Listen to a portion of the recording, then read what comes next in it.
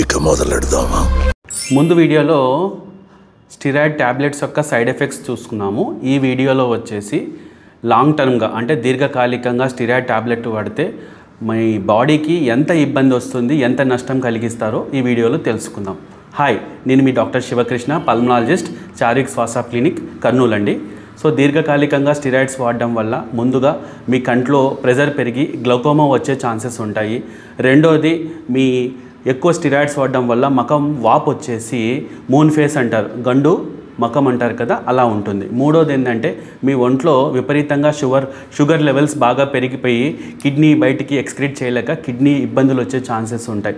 నాలుగోది వచ్చేసి మీకు ఇన్ఫెక్షన్స్ బాగా పెరుగుతాయి. అది బ్యాక్టీరియా కానీ, వైరల్ కానీ, ఫంగల్ ఇన్ఫెక్షన్స్ కానీ ఈ స్టిరాయిడ్స్ ఎక్కువ వాడడం వల్ల, ట్యాబ్లెట్ స్టిరాయిడ్స్ వాడడం వల్ల ఎక్కువ వచ్చే ఛాన్సెస్, ఇన్ఫెక్షన్స్ ఉంటాయి. ఇంకొకటి, మీ ఎముకల ఏమంటారు సాంద్రత అంటారు. సో దాన్ని ఈజీగా మీ ఆస్టియోపెరోసిస్ వచ్చి ఎముకలు ఇరిగిపోయే ఛాన్సెస్ ఉంటాయి.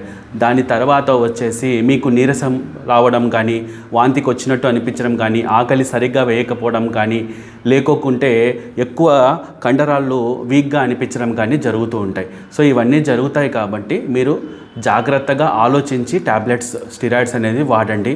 అన్నిటికంటే ముఖ్యం, స్టిరాయిడ్ ట్యాబ్లెట్స్ వాడడం వల్ల ఇమీడియట్గా రిలీఫ్ వస్తుందేమో కానీ పర్మనెంట్గా మిమ్మల్ని మీరు ఇబ్బంది పెట్టుకొని మోసం చేసుకున్నట్టు ఉంది.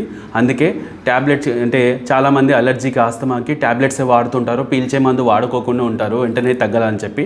అలా చేయకోకుండా ట్యాబ్లెట్స్ చాలా వరకు తగ్గించి పీల్చే మందులు వాడుతూ ఉంటే ఆస్తమాలో కానీ, లేకుంటే ముక్కు అలర్జీ ఉన్న వాళ్ళు ముక్కు స్ప్రేలు వాడడం కానీ చేస్తూ ఉంటే బాగా ఉంటుంది. అన్నిటికంటే ముఖ్యం ఒకటి మర్చిపోయానండి, మీకు ఎప్పుడైనా దెబ్బ తగిలితే ఆ పుండు అనేది అంత తొందరగా మానదు స్టిరాయిడ్స్ వాడే వాళ్ళకి. అందుకే స్టిరాయిడ్స్ వాడడం చాలా వరకు తక్కువ చేసుకుంటే ఈ సమస్యల నుంచి మీరు దూరం పడతారు. థ్యాంక్ యూ అండి. Okay, bye.